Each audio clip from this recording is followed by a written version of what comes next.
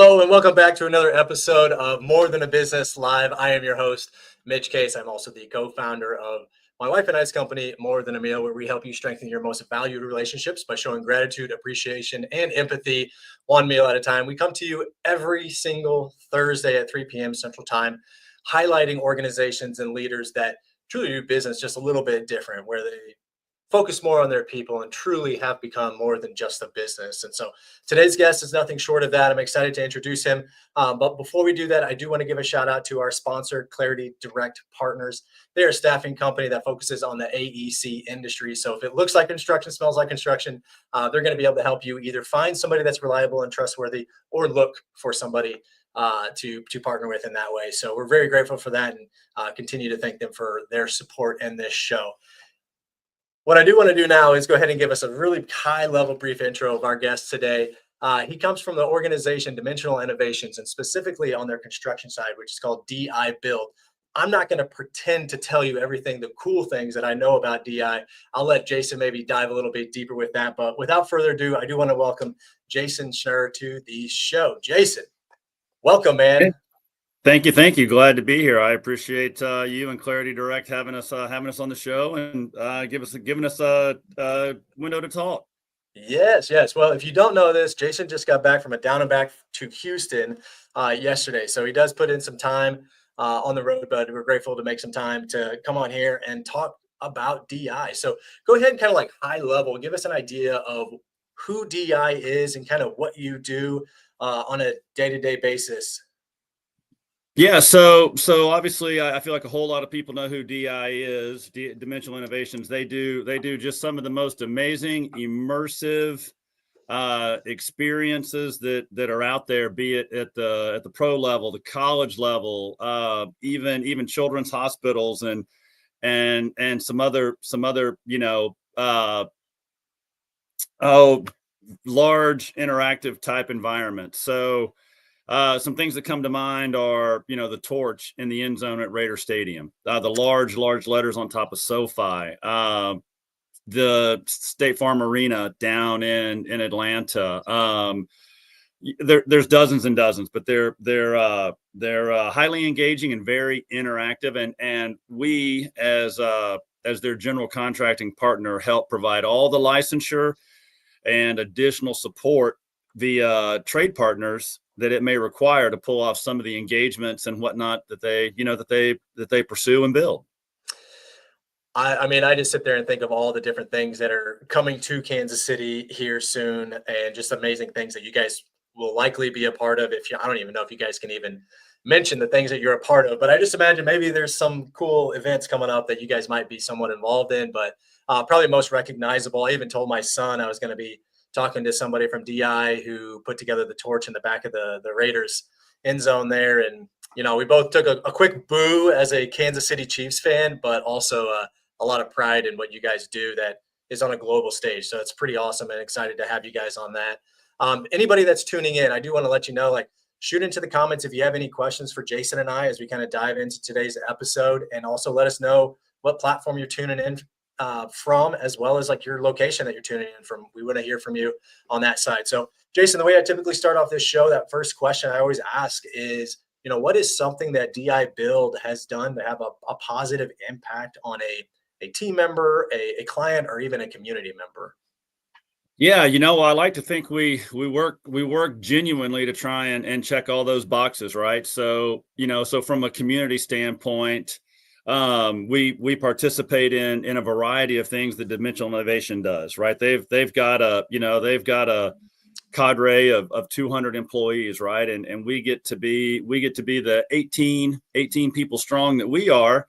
And we get to participate, at harvesters, and we get to participate in the food drives and the coat drives and the stuff like that. And then as we're the construction arm, and there's a lot of engineering leaning folks at DI, we're really proud of our relationship with Habitat for Humanity. We participate in build days. We participate in a variety of build days actually throughout the year. And then, just being an employer, right? When an individual, fills out a mortgage application for a home, and you've got to be a financial reference. So, community, company, and individual, we like to think we check all the boxes.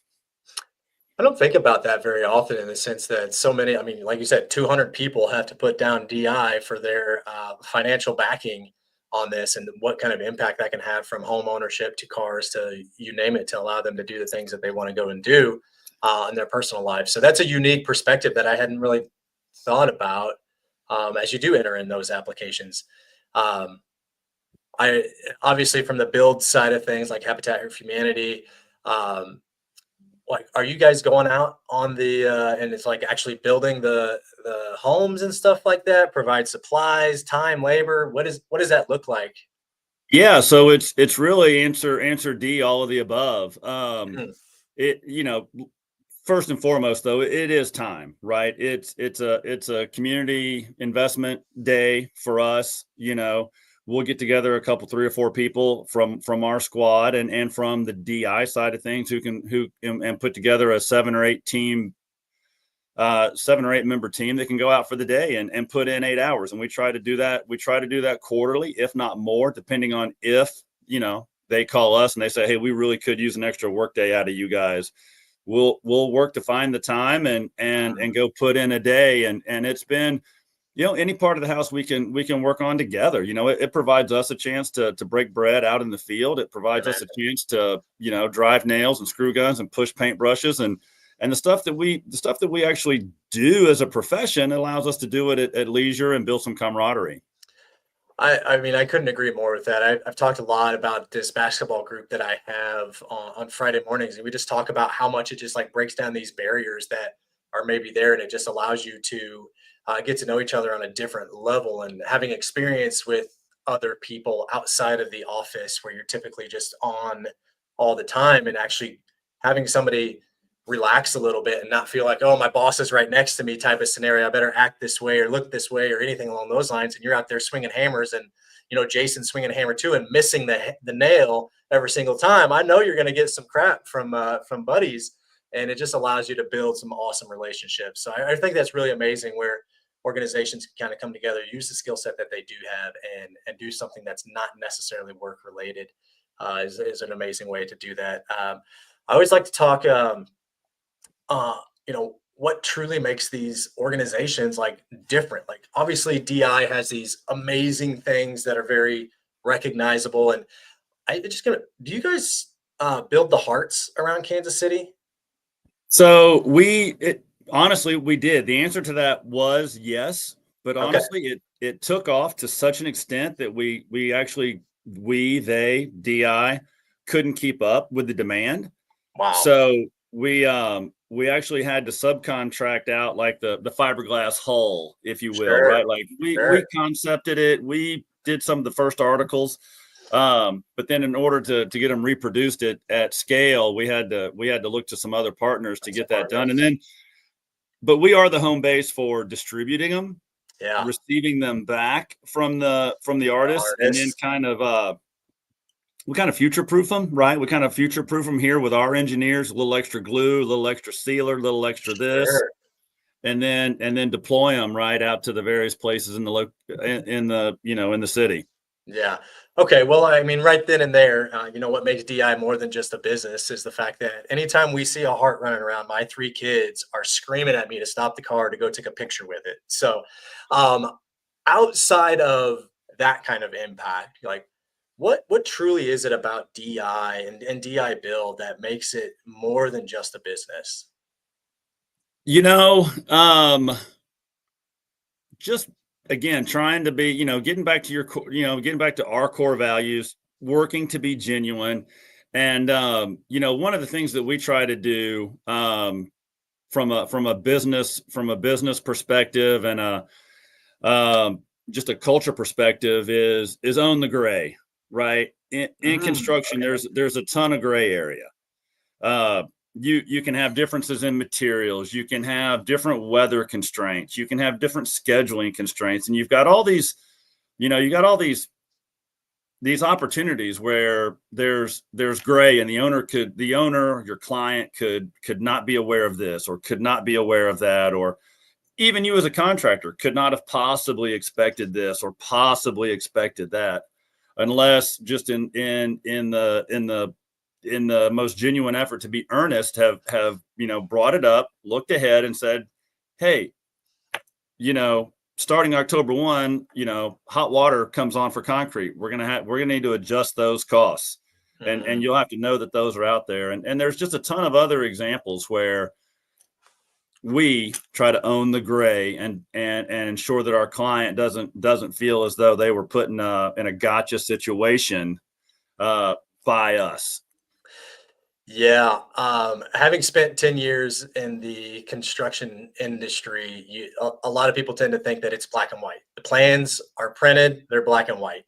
But boy, oh boy, how many times have I gotten that phone call where you're like, I know it says this, but it's just not going to work that way. And I remember one of the most simple things where I did not own the gray was a multi-piece of equipment that needed to be installed. Item one first, two, three. I didn't take into account that those things would show up at different times. So you can't stack two on three until number one is there. And number one had not arrived yet. And so the situation of owning that gray, where, all right, what are we going to do in these scenarios? And that's so applicable to so much, not just construction or projects and construction sites, but individuals within organizations, teams within organizations, products within organizations, that so much of that just has to be outside thinking. I love the motto, just like, what was it again? Own the gray. Own the gray. Is that literally a core value? It is. It needs to be written on the wall.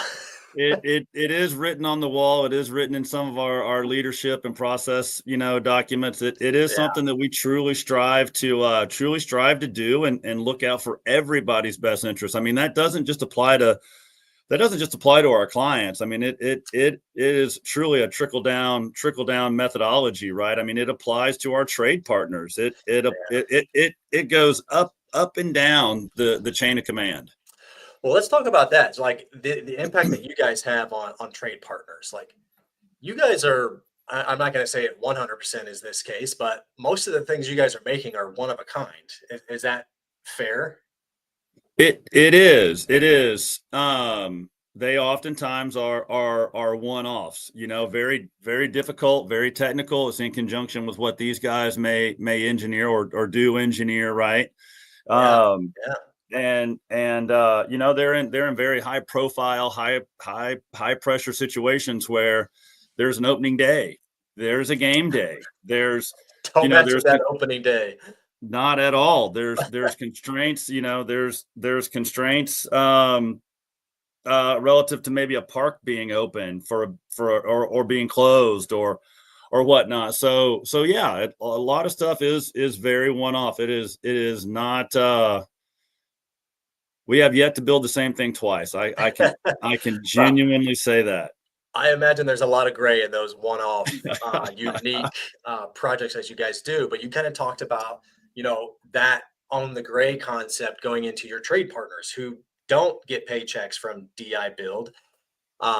You are not necessarily their boss or anything along those lines. How do you get your trade partners to kind of own into that own the gray concept, because they have to be a part of that as well? Like, what are some things that you're doing for your team that's trickling down to maybe some of those trade partners that you guys have to help you finish this project on time by owning the gray? Yeah, so that gets into really a very collaborative, modern, leaning forward approach to to construction projects, and it can work large or small, and that is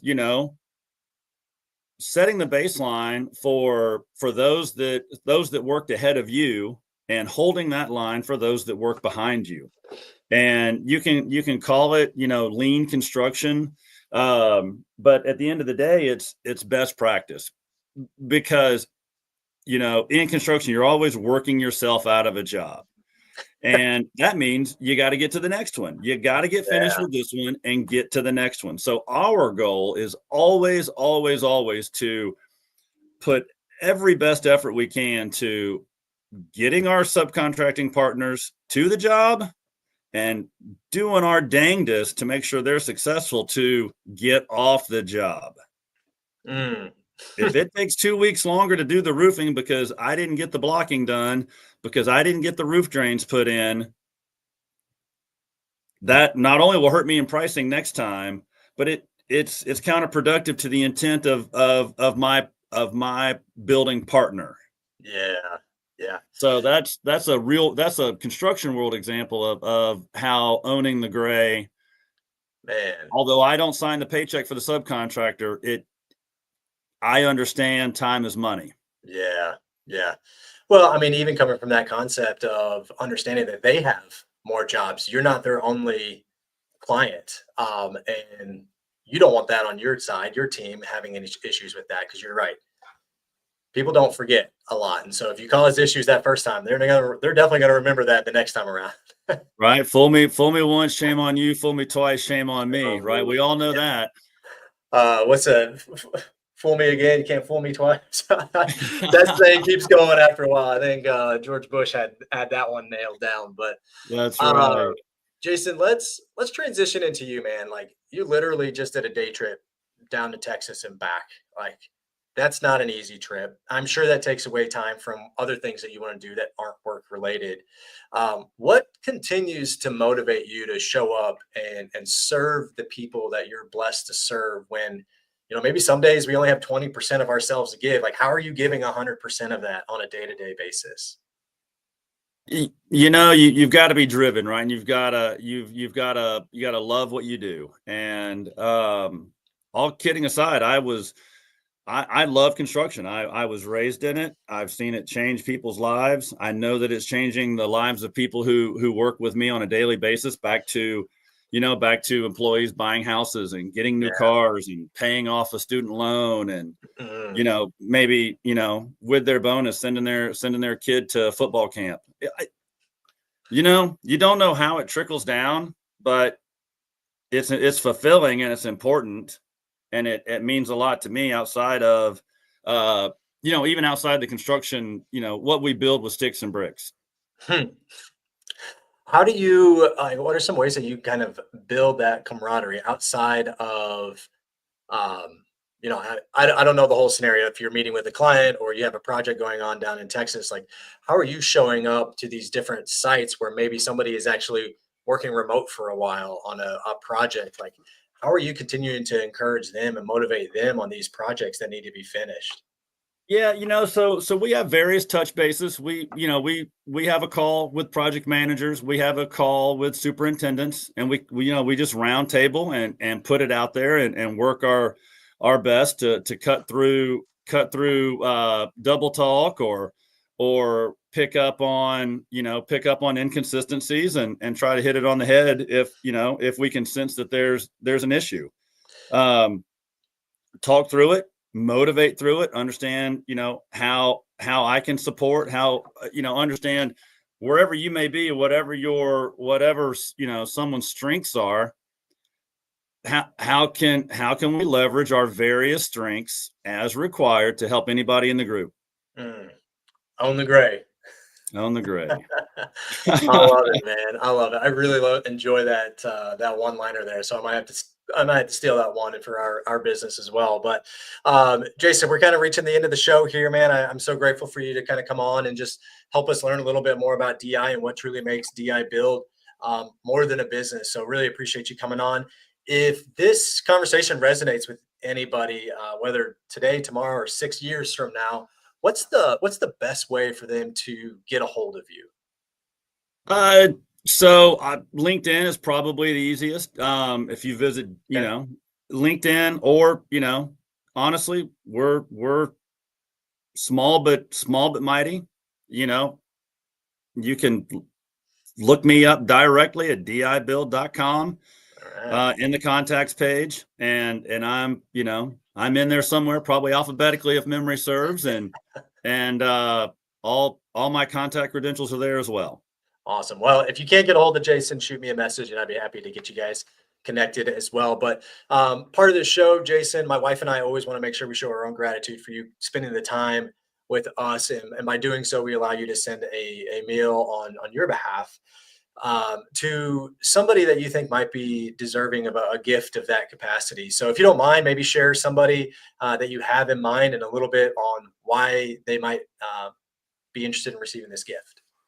Yeah, wow, that's a tough one off the cuff. You know, I'm gonna go back out in the community with this, and you know, enjoying Habitat for Humanity and knowing how they help our team and they allow us to help the community and literally build in the community and participate in the community.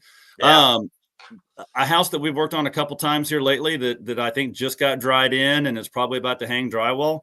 The build leader on that is a guy named Brian Valco, and you know, I'll nominate him.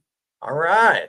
Well, I truly get so much joy out of like releasing these meals to individuals, especially like somebody that's doing other things to help grow the city. Like it does truly bring me joy. So we'll get with you after the show, Jason, and make sure we have everything we need to make sure we can get that meal out to him in a timely fashion. But is there any last things? And this is kind of where I let people like, if you got some events coming up or cool projects that we should keep an eye out for.